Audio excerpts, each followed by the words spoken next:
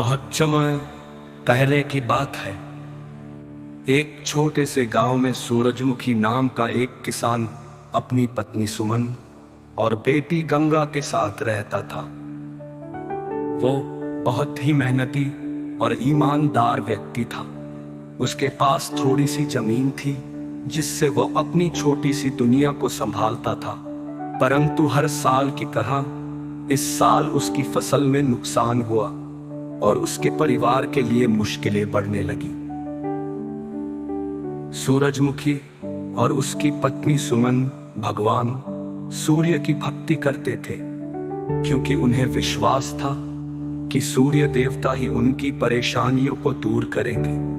एक दिन गांव में एक साधु बाबा आए और सूरजमुखी से बोले, तुम्हारे दुखों का निवारण सूर्य उपासना से ही होगा। यदि तुम पूरे मन से छठ व्रत करोगे और सूर्य देवता की आराधना करोगे तो तुम्हारी सारी समस्याएं हल हो जाएंगी। सूरजमुखी ने साधु बाबा की बात मानी और अगले ही दिन से छठ पूजा का व्रत रखने का संकल्प किया।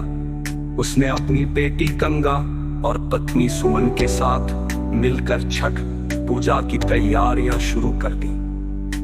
पूरे मन से संध्या के समय घाट पर जाकर सूर्य देवता को जल अर्पित किया और उनकी आराधना की। उसने निर्जल व्रत रखा और अपनी सारी आस्थाएं भगवान सूर्य पर छोड़ दी। पहले हम कईनी छठी मैया व्रत तोहर, छठी मैया व्रत तोहर, करिहा क्षमा छठी मैया, भूल चूक गलती हमार, भूल चूक गलती हमार। अगले दिन सुबह सूरजमुखी और उसका परिवार उगते सूरज को अर्घ्य देने के लिए नदी के घाट पर पहुंचा।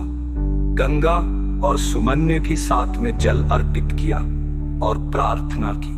जैसे ही सूरजमुखी ने जल अर्पण समाप्त किया, एक अद्भुत घटना घटी।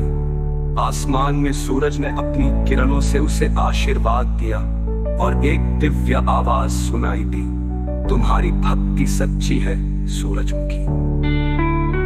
तुम्हारे परिवार पर अब से कोई कष्ट नहीं आएगा, तुम्हारे खेतों में अनाज की कमी नहीं होगी और तुम्हारी बेटी का जीवन भी सुखी रहेगा। इसके बाद से सूरजमुखी का जीवन बदल गया। उसकी फसलें खूब अच्छी होने लगी और उसके परिवार में खुशहाली लौट आई।